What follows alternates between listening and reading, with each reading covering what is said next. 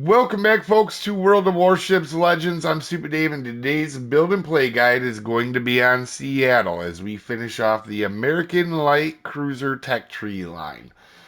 Now, I will be quite honest, I am a very upbeat person, particularly when it comes to ships. I don't have much negative to say generally. However, I give it to you guys honestly. At Tier 8, this is a much tougher ship to play at than Cleveland. All right, they are very, very similar. And you do get some downsides to Seattle, right?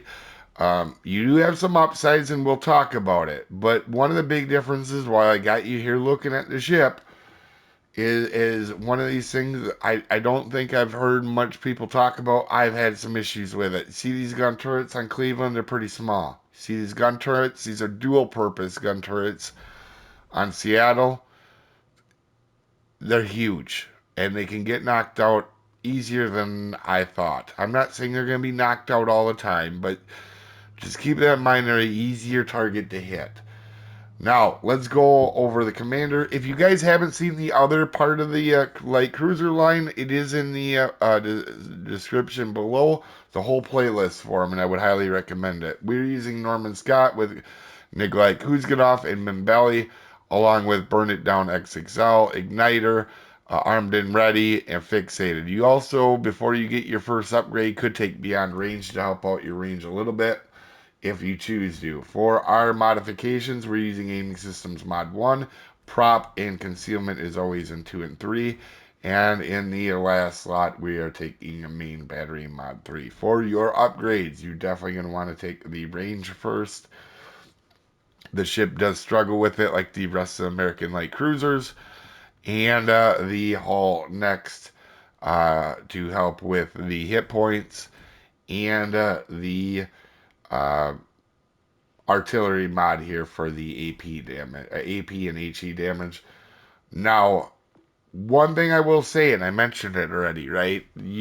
This is barely an upgrade if you call it that from Cleveland, and it has some downsides. One is you're gonna be up against legendary tier a lot, so you go from playing tier 6s and 7s and maybe occasionally 8 in Cleveland to just mostly legendary tier. And that jump in essentially Cleveland is a tough jump to make, right? So for our consumables, we're at a 4.7 sonar, not too bad.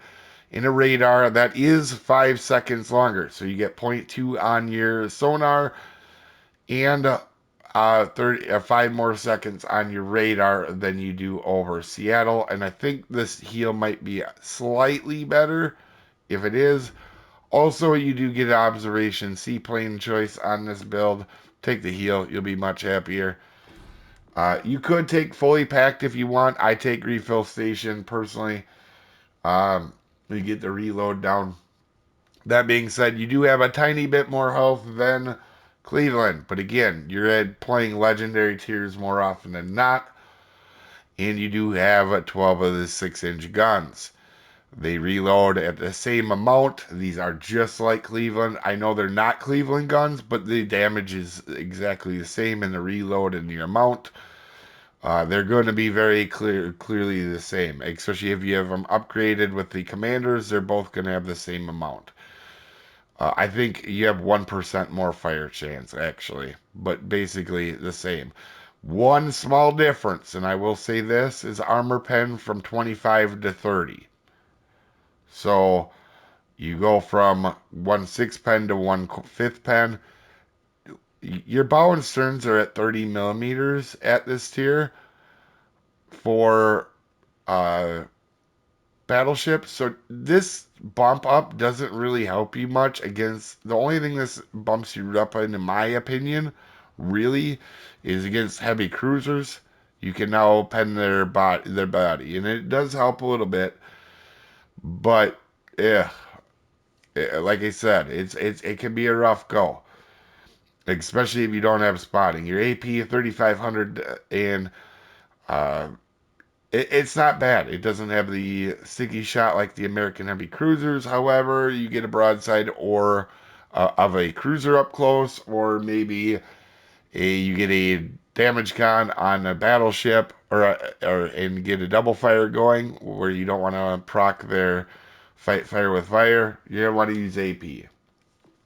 AA defense significantly better than Cleveland, or a little bit better than Cleveland's, but again, not amazing. It's solid, right? Uh, for your speed, you have a much worse turning circle than Cleveland at 750. Your rudder is 8.7, and you have 33 knots, and your concealment is 11 because this is a larger ship than Cleveland. Stats, you can see I have had a rough go on this ship, guys. We had that one good game for the other good guide, I believe, to showcase that.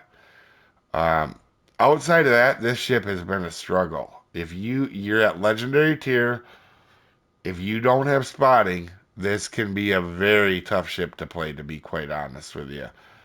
And you can see it with my survivability. I've survived less than half my battles. I've won less than half my battles. Uh, I haven't had the best teammates, but it's not all their fault. The ship does struggle a little bit at the tier, to be quite honest, and I don't say that very often. I'm not saying it's a bad ship, it's fine, but you need help in this. You're not carrying in Seattle. It just, can you have occasionally good games in it? Absolutely. Can it show you glimpses of greatness? Absolutely. But for the most part, it's going to be a rough go. Armor, very similar to Cleveland's, right? 25 millimeter bow and stern, but you're on a much bigger ship, and this is a problem. All right, Cleveland a little bit shorter, a little bit dodgier. When you have over 14-inch guns, right? We take all that green off, and this is what other ships see. This giant citadel here, and you have to be careful. When you tier 7's bad enough, but when you get to tier 8 and legendary tier, which you're going to be at most of the time, the accuracy is pretty darn good. And if you make a mistake, you will pay for it in this ship. As we start the match, it's disclaimer time. This is a beginner's video meant to help people new to the ship or new to the game. This is not meant for professional gamers that know everything there is to know about everything in the universe. There are multiple ways to play and build this ship, and I am an above average player. Not the world's best. I make mistakes. You may see one in this match. You didn't come here for pronunciations. I'm as good as anybody at slaughtering beautiful languages all the time. With that out of the way, we are on Scandinavia, and this spawn is very good for light cruisers. We have a division on on our team. There's a division on the other side. However, I do play a lot against these guys that are on our team. And the DB, I think they're DB220 is what their name is. These guys are very good players, all right? And kudos to this destroyer. I know I've talked to him a few times, and you can have a struggle without it. However, this Marceau on our team is going to play a very good game, and he gets a lot of credit for just spotting for me. And I want to be very clear about that. So we're going to go ahead and try to get Yamato on fire here. Japanese battleships are going to be a big friend in this. Obviously, go after destroyers and cruisers first, right? But if you see a Japanese battleships, it takes about 2 seconds to burn them to death with a light cruiser. Salem gets spotted. It's a radar cruiser. I'm going to focus on him no matter what. I do want to get a double fire going on Yamato, though. We did get him to damage con, so I do want to get a fire. We got Salem burning, which isn't that big of a deal because you can heal it all back again, so it's not that big of an issue. But you're going to see, I'm going to go back to Salem here a little bit, try to spread out the fire love, right? This destroyer does a very good job. Obviously, he's let me know where the destroyer was. I let him know, hey, I'm paying attention to you. But right now, if I come around this corner, I'm going to get waffle stomped, all right? And you can tell he's being patient, and he's just spotted. So kudos to this destroyer player. Obviously played with him, played against him before. He's good. This whole fleet is a good fleet that is on our team. There is a fleet on the other side of the team. They're gonna have a little bit rougher day though. Ajur, we're gonna try to get. Obviously, right now only thing spotted, so we're trying to get him off. I popped my radar in case. You can see the A cap is being. We're taking the A cap now, and I was wondering if the destroyer was coming around to our left. It turns out he's not. All right. Poor use of radar. Normally I don't do that, but I was trying to make sure we cover our butt because I do know them two battleships at the mid spawn in that fleet will help me out if I get them radared. All right. So that's part of that reason. Right here, we're gonna go ahead and Ajur gets blasted. Yamato's coming back out because he wasn't warm enough the first time. So we're going to work on him as well. And with Ajur going down here, we're just going to focus on Yamato again here, working on getting fires on him. You're going to switch, see I switch to AP because I'm pretty sure I'm going to get that second fire on him. And we're going to go ahead and load AP up here for a little bit. And just start to chunk them the best we can. Now I understand that the destroyer's out in front of me because we're clearly spotted, even though it's not Yamato. And actually, this match was full of good destroyers.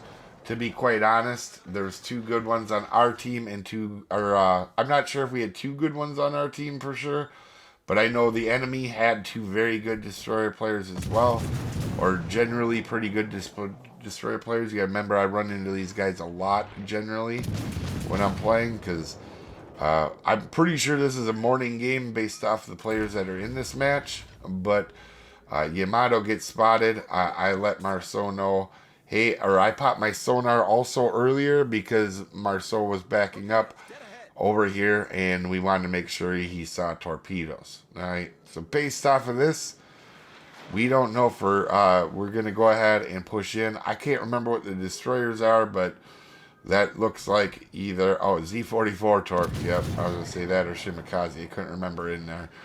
But anyway, Z-44 gets spotted. We're going to do our best here to help out our destroyer, and he waited to attack until he had backup help. He knows I was back there. Once I cleared out all the other guys, or helped clear them out, we were going to do that. Sadly, he does eat a torp, but I mean, he didn't eat a torp of being in a poor way there. You know, he's just trying to get in and get rid of this destroyer, right? Also, I haven't got it spotted yet, meaning that destroyer hasn't went through the gap. We're trying to back off that Salem. And then our destroyer is going to make a move out here, a good move here. He knows I'm right here and paying attention. He goes ahead, pops back out to spot a Z-44, who thinks he's being sneaky, and me and this Marceau just absolutely finish off this Z-44, doing what you should be doing in a destroyer. I could have used a radar there, but I wasn't spotted, so at first there's no reason to. And if I was spotted, that means when Marceau moves up, he was going to obviously spot that destroyer for us. So kudos to Assassin, I think was the destroyer in this game. But this fleet in general is pretty good. Once I saw these guys were in here, I knew I was going to be able to do some work. Bargol, not too scary, obviously, but we're going to use island cover because we have spotting.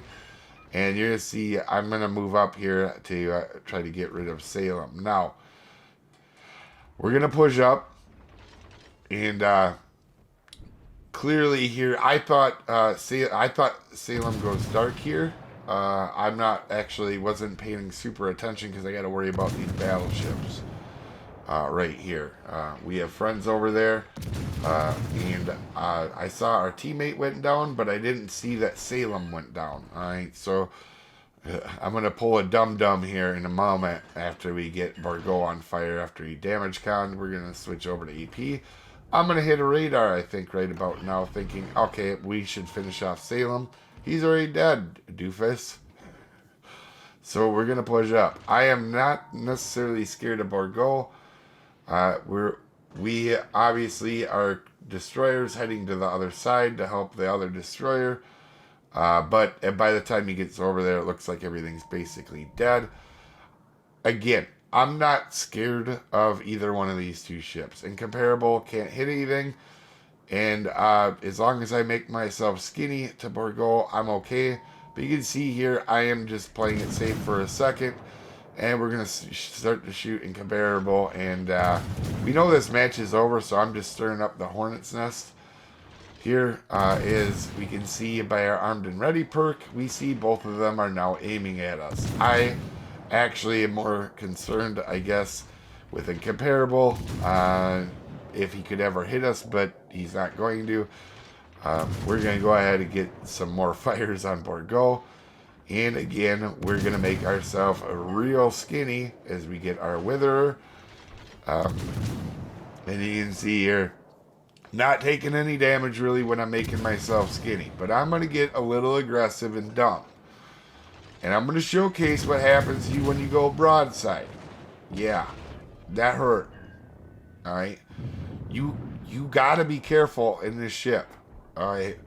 Even Borgo, which is not known for world's craziest accuracy, is gonna make you pay when you go broadside. So I'm gonna not be dumb and just use my front turrets. Right? Make myself skinny as we're trying to get the other cap as well. As you can see here, he's gonna take a shot at me with HE loaded. That's actually gonna hurt a tiny bit, but again, we made ourselves skinny. So then we pull out our back guns again and we just wreck face, right? Or we help finish him off. Kudos to that destroyer quite a bit. Even though he just basically spotted for me, he did a very good game himself as well, or a solid game. So thank you, Assassin. And top of leaderboard, clearly helping our team win and taking out Destroyer in the process too. Supporting our DDs, which you should be doing in light cruisers. Anyway, you have a wonderful day. I'll see you next time, folks.